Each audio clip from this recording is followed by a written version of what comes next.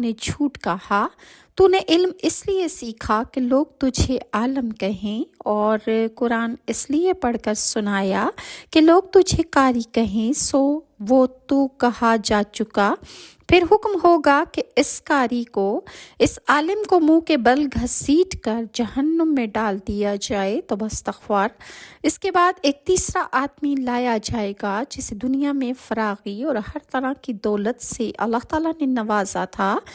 اللہ تعالیٰ اسے اپنی نعمتیں یاد دلائے گا تو وہ ان تمام نعمتوں کا اقرار کر لے گا۔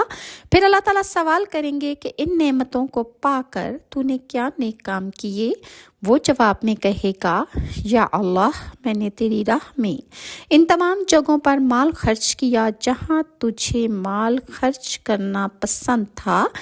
اللہ تعالیٰ ارشاد فرمائے گا، تو نے جھوٹ بولا ہے، تو نے مال صرف اس لیے خرچ کیا کہ تجھے سخی کہا جائے، تو تجھے سخی کہا جا چکا ہے۔ پھر حکم ہوگا کہ اسے بھی منہ کے بل گھسیٹ کر جہنم میں ڈال دیا جائے۔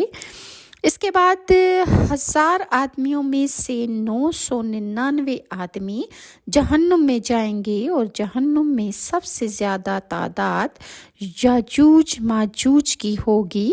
اگر یاجوج ماجوج سے 1000 آدمی جہنم میں جاتا ہے تو اس کے مقابلے میں دیگر انسانوں میں سے 1 آدمی جہنم میں جائے گا۔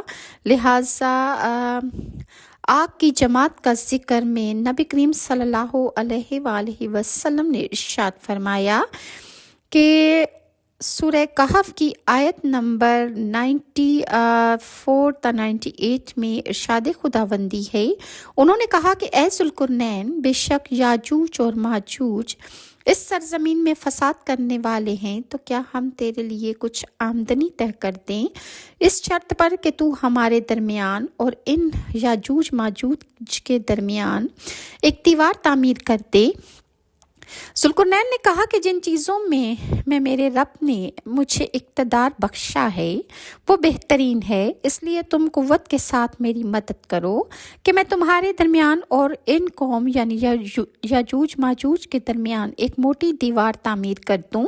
تم میرے پاس لوہے کے بڑے بڑے ٹکڑے لاؤ، یہاں تک کہ جب اس نے دونوں پہاڑوں کا درمیانی حصہ برابر کر دیا تو کہا کہ دھونکو، یہاں تک کہ جب اس نے اسے آگ بنا دیا تو کہا کہ میرے پاس کہ میں اس میں پر پگھلا ہوا تانبا انڈیل دوں۔